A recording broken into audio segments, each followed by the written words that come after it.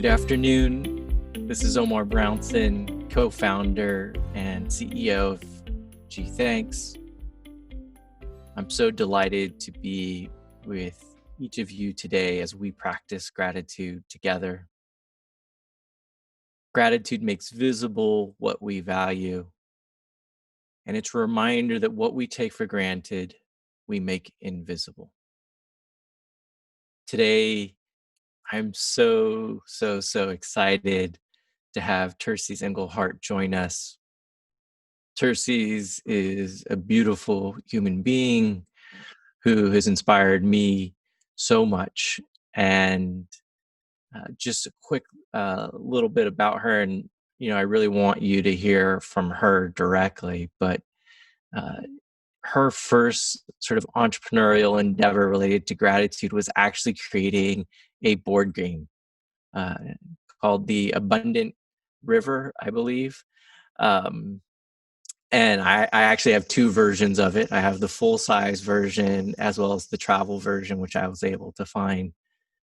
And in the process of creating this game around gratitude to really make the practice of gratitude fun and accessible, she realized that it would be great to create a cafe for people to play the board game.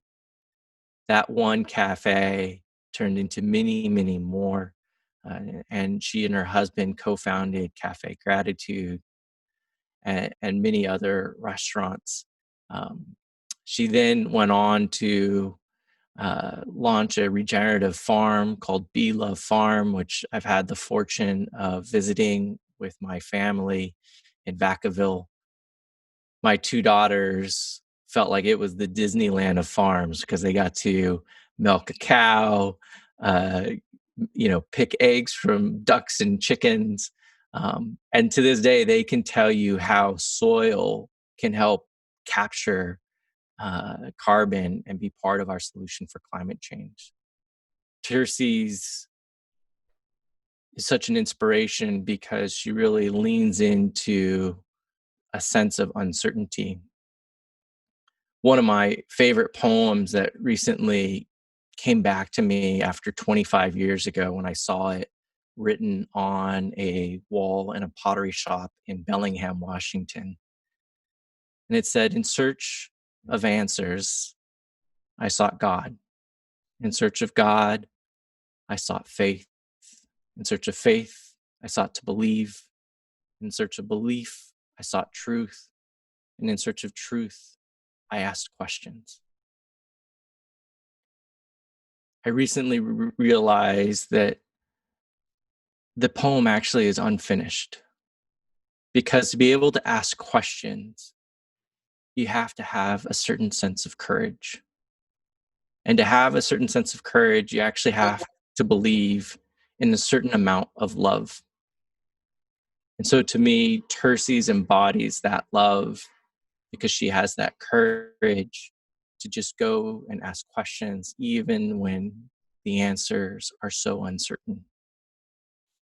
And it doesn't just come out of anywhere. It's a practice. And so today, Terces is actually going to lead us through a practice that she calls clearing. And we're going to need a volunteer. This is a special opportunity. And so if you would like to go through this clearing process, and Terces will then take you through it, and then we'll kind of explain a little bit about how this practice came to be and how she's used it, not just in her life, but in her business, and that it's a very practical experience. So I think that there's an ability to raise your hand or do a clap or a thumbs up. And so if you click on reactions on the sort of below screen, and we're going to do a first come, first serve. So if you would like this special opportunity, and this is Terces is coming from a place of compassion and generosity, so you are in wonderful hands. And, maybe... Can people hear me, Omar? Yep, people can hear you. So let me just say it's painless. Like there's no pain involved. It's simply a conversation. And you determine how deep you go based on what you share. But the truth is, the more you share, the more you're going to get. And sharing is actually a contribution to everybody else who's listening. So, hey, if you're someone who likes to make a difference in the lives of others and you want to have some freedom in some area of your life, raise your hand. That'd be great. Did I see Ivy? I promise I'll be nice. I think I saw Ivy volunteer. Awesome. So I'm going to unmute you, Ivy, or Lisa will unmute you. Let's do this. Hello. Hi, Ivy. Maybe if you could just tell us where you are joining us from, and thank you so much for your courage to be a volunteer. Sure. I'm calling in from St. Louis, Missouri. Awesome. Well, thank you, Ivy, for joining us from St. Louis, Missouri. Look, Terces, I will turn it over to you. Okay, great. Awesome. Let's see, Ivy, first of all, awesome hair. Thank you. Awesome hair. Let's see here. St. Louis. Is it humid there yet? Right now, it's absolutely beautiful, uncharacteristically dry for the season. Wow. Wow. Awesome. So first of all, thank you for volunteering. And I feel like, the magician at the magician show, like just making sure people know you weren't paid to do this. We didn't force you to do it. And that you and I don't even know each other, right? So first time we've met. So really great for people to see that the opportunity to do this could be done over the phone, in person, over Skype, over FaceTime, over Zoom, however. So, okay, all I'm going to do, Ivy, is ask you some questions. And, you determine how deeply you share. But I just want to state, yes, we're on a Zoom call, and I don't know everyone here, but what's shared here stays here. If people want to talk about this experience, my coaching is that everyone speaks in the first person. They don't talk about you, they talk about their experience, all right? Just to give you some level of safety in sharing, because normally a clearing wouldn't be a public event. It'd be something that would be done in a designated group or with an individual, but this is awesome. So thank you. So Ivy, what's the biggest distraction in your life, like right now? So, maybe it's not distracting you this moment, but maybe there's a habitual distraction. You're going along in your life, things are going great, and then all of a sudden there's something that comes into your awareness, and whoop, you take a off ramp, and all of a sudden you're being entertained by that. What's the biggest distraction? Ooh.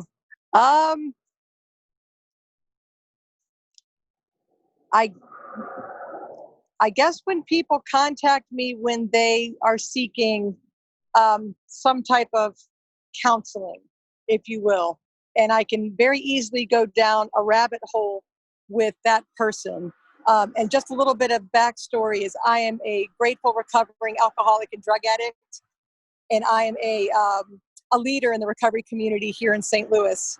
I'm also on the pastoral committee for my church.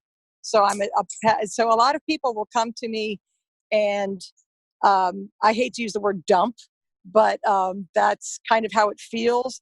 And then the next thing I know, I'm down a rabbit hole with them, trying to guide them out of it. And then, my needs don't get met. Okay. Yeah. So what I hear you say, Ivy, is that you could be going along in your life and suddenly somebody contacts you for some coaching or some guidance. And all of a sudden you get kind of down a rabbit hole with them, their issue, their story. And all of a sudden that sort of usurps your time and attention, and your needs aren't met. And you're just in the space with this person's concern or issue or, yeah.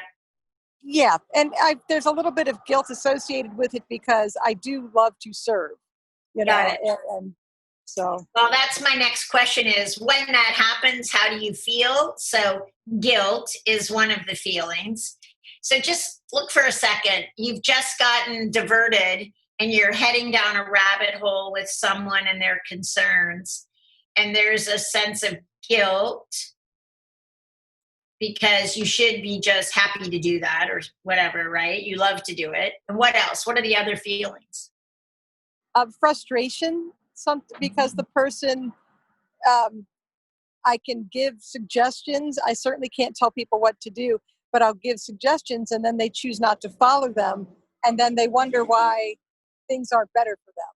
And so I have to have a restraint, because sometimes I just want to tell people to get a grip, Yeah, got it. Okay, so there's guilt, there's frustration, because you can't fix or change it, right? So Right. Guilt or frustration. What else? What other emotions do you feel when that happens? I feel flattered, and I do have a sense of gratitude that someone looks up to me for advice and for help. So I mean, Got it. it's not all negative. I really I feel responsible. I feel capable. Um, Got it. Okay, so let's just sit. I'm going to call out those feelings and you just let yourself feel them. So there's a sense of guilt. There's also a sense of gratitude. There's a sense of frustration. You feel, like honored that people look up to you and will call you for guidance or for help. So it's kind of a mixed bag, right? mhm. So just let yourself feel all those feelings. And if other feelings rise up, just call them out. Just name them. Pride, Mm. affection,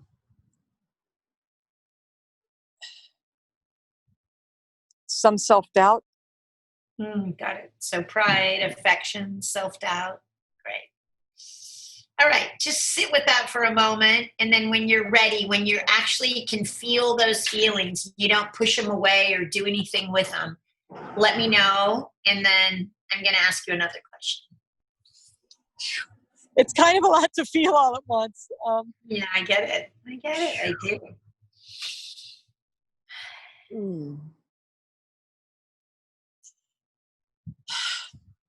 I said, I'm ready.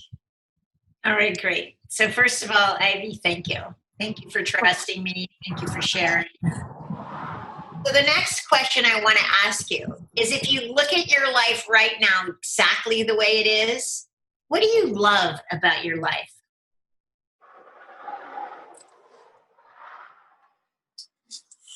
Actually, that I am in a position to be of service and to help people, and that all my needs really are met, at least on a material level.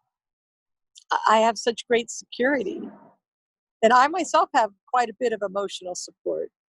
Mm, great. Awesome. Amazing. So, Ivy, I want to acknowledge you.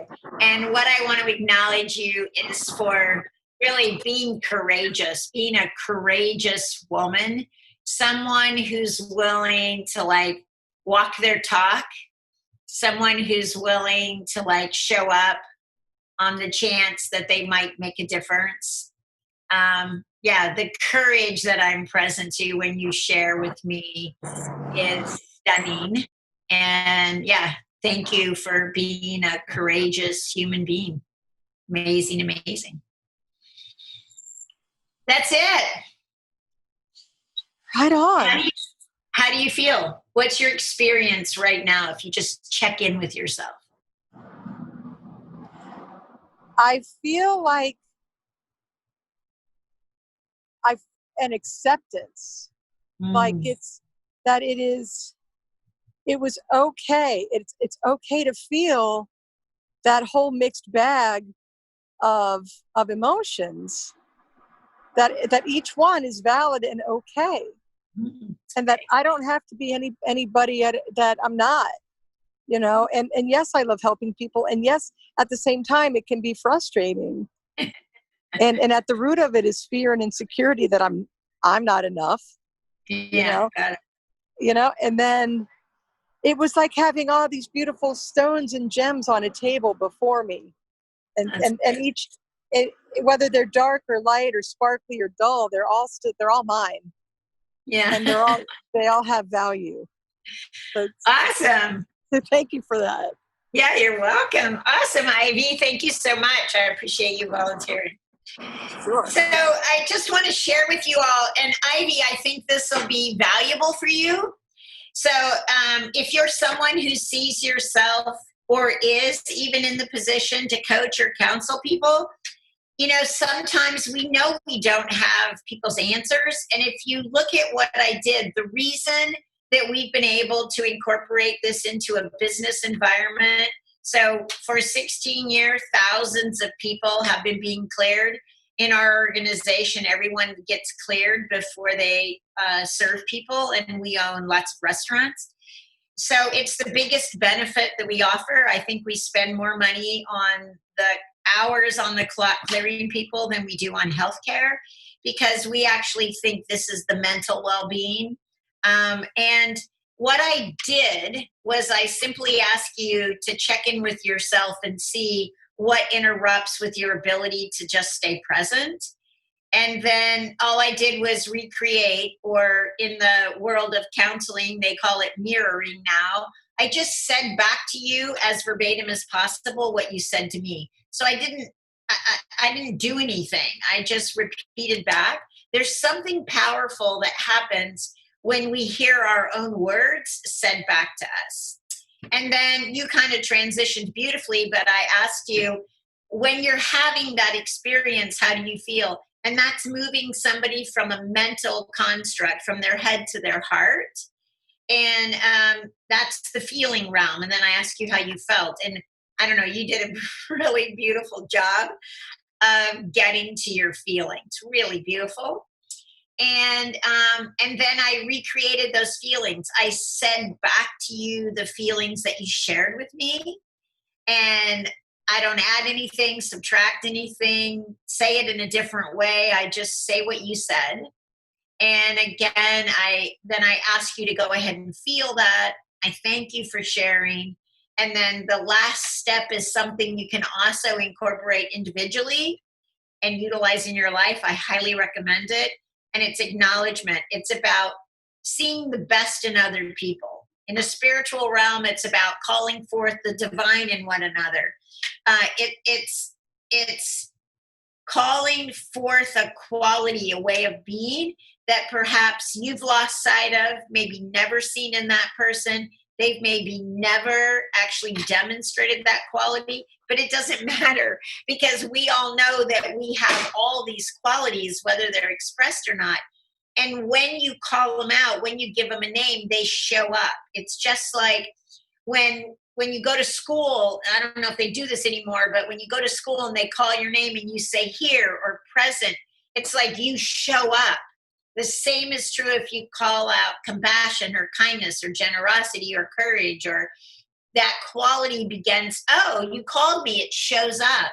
And that person begins to actually see that quality for themselves, and so do you. So it mutually realigns our vision with who we really are outside of the construct of our personalities that we all create, oftentimes to prevent or inhibit being hurt or wounded again, as if it would happen like it happened perhaps once before, because that's what we all do. We all construct ourselves in a way to whatever was painful before, we don't want that to happen again. And so we defend and protect ourselves from it. However, when you call forth qualities, those qualities are there and they show up. And the more you call forth those qualities, the more that person will show up that way. Now, we know this, right? We know that there have been scientific tests. You can give a school teacher children with a low IQ, tell her these are brilliant people with high IQs. She treats them that way and their IQ rises. And the reverse is true. You give a teacher genius IQ students, say they're low IQs, she treats them that way and their IQ lowers. We can speak people into existence. We can call forth the best in people. And it also realigns our vision to see it. It's just like gratitude is a honing missile. So is this version of gratitude, which is appreciating the best in other people. So if there's people in your life that you're struggling with, I suggest you could acknowledge them more, or you could express gratitude for those qualities that you want to experience, but you're not manipulating it. You're not doing it to get it. You're doing it because it's actually true and to realign your vision. And that's the last step. And it takes like 5 minutes a person. We allow 10 minutes. But you can do this in person. You can obviously do this over a video call. You can do it on the phone. You can do it in a group. You could do it with, a cohort, whatever cohort you have. So it's a really simple, beautiful tool to help people be more present and sort of live out of their best selves. And I don't know about you, Ivy, but I don't know Ivy, but I feel closely related to Ivy. If I saw Ivy, I would want to give her a hug and acknowledge her, and I'll remember her, because there's some connection that gets born out of this level of intimacy, this level of transparency. So yeah, awesome. I'm kind of like, wow, of course Ivy volunteered. I happen to be a recovering addict myself. I love recovering addicts. They're the most amazing, extraordinary people I've ever met. And so I'm not surprised by your willingness to contribute to other people, and very great. So thank you, Ivy. Yeah, appreciate it. Awesome. Questions? Questions? Thank you so much. Oh, you know what I should say? On the gthx app, I teach this. So Yes. I have a course on the gthx app that I teach it. So you can go to the gthx app, and I'm there. It's called Clearing. And also, for those people interested in the recovery program, I have a podcast called Unreasonably Grateful, where I teach and share through the lessons that I've learned. This is my 35th year of recovery from 20 years of sexual abuse and an eating disorder. So yeah, Omar, so great to be here with you. Well, I thank you, Ivy, for your courage and showing up. And I think everybody who was also part of this experience is that this is for all of us. And each of us have our emotions. And part of the challenge, and if you join us each week or you're using the app, we're just learning to bring that noticing to our emotions and realizing that we don't actually have to become the ones we don't want. So each week we say we want to trigger our positive emotions so that we don't get triggered by our negative ones. It's not about not having the emotions. It's just realizing which ones that we want to cultivate and which ones that we want to encourage. And the beautiful thing about gratitude is that it's not just about ourselves. It's about the people around us as well. And so us being able to connect and become aware of our own emotions is actually healing others. And so, as Terces mentioned, you can go through the clearing process in the app, and you can also check out her new podcast, Unreasonably Grateful. And I think the other thing that I just, if folks have questions, please let us know. But I think this is real. Terces said at the beginning, she doesn't know Ivy. Ivy doesn't know Terces. And the reality is that any one of us today could have had this experience. And it takes nothing away from Ivy, but each one of us who allows ourselves to become present to the emotions that we're experiencing can connect in this way. So we have a few more minutes with Terces. If anybody has any questions about either Terces' experience or even the clearing process, it's wonderful to have Terces be able to join us live today.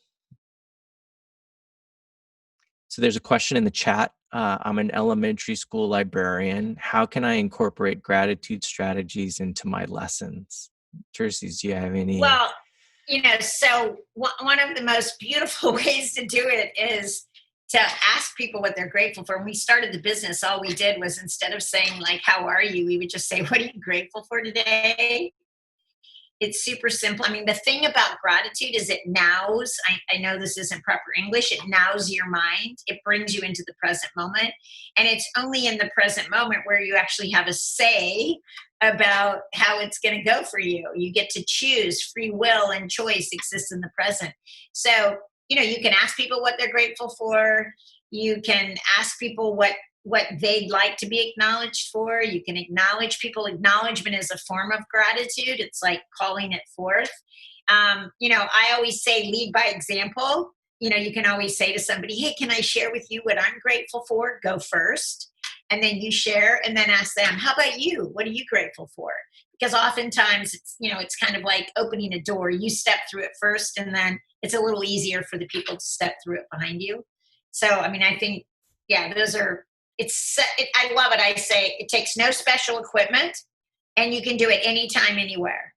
It's like you can also ask people, like I could say, Omar, you could acknowledge someone, and then they could acknowledge someone. You could create acknowledgement circles where you just have each person call out and keep it in the form of being as a quality. If somebody says something they did, then just look and see what's the being that would have had that doing show up, so that we start to develop the human beingness of us, not the human doingness of us, which is already highly developed and celebrated in our culture. So great question. Kids get this way easier than adults. Kids love it. Kids will pick it up like that. Well, Terces met my daughters, and I tried early on to teach them meditation. And my youngest daughter would be like, Daddy, you're telling me to listen to my breath. My breath is not telling me anything. But we would do gratitude. And we do gratitude practices every night. And I said, what are you grateful for today? And they just go on and on. One of my favorites, my youngest daughter, we were walking home, and she says, you know what, Dad? I'm grateful for this sidewalk. I was like, oh, why are you grateful for the sidewalk? And she said, well, if we didn't have this sidewalk, it means that we'd be walking in the street, and that wouldn't be safe. And so I'm just grateful that I have this sidewalk and that you and I can walk safely together. And so that's, and I think, again, it's about the noticing, and kids notice things way better than adults. That's why they're always asking why this, why that, how come it's this way? So as we wrap up, and I think one of the other things that Terces mentioned today is mirroring, that reflecting back. And so every week I invite folks to share a word or a phrase that resonates with them. And when we share that word or that phrase, that is a form of mirroring. And that mirroring acknowledges what we're feeling.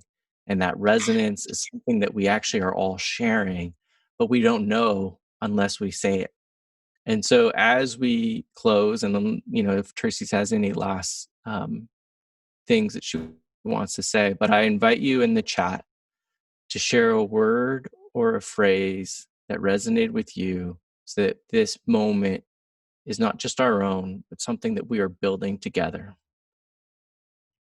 And all I would say in closing, Omar, is, that the beautiful thing about gratitude is the more you focus on it, the more you discover there is to be grateful for. It's like a muscle, and just start. And then if you fall off and you forget, just get back on. It's like easy. Don't judge yourself. Don't make yourself wrong. Just now what are you grateful for?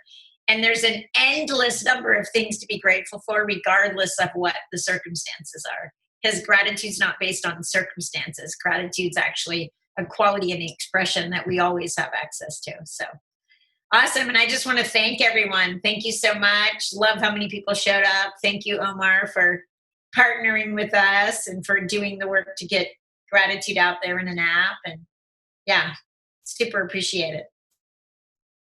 Thank you, Terces, for joining us, for being a believer in what we're trying to do from day one. And when Terces says that the more you do it, the more you have it, it's not a diminishing resource, it's a regenerative one. And so it's not that the more that you use gratitude, that there's somehow less of it. It's actually the more that you use gratitude, the more that you find. And so these are some of the words that resonated with people today. Feel, hope, acceptance, faith, connection. Sit with it. Just sit. Listen. Hopeful. Trust. Kindness. Regenerative. Peaceful. Ivy. Thank you, everybody. Thank you, guys. Thanks, Omar. Have a great day. Thank you, Terces. Uh-huh. And always join us on YouTube as well. Cheers.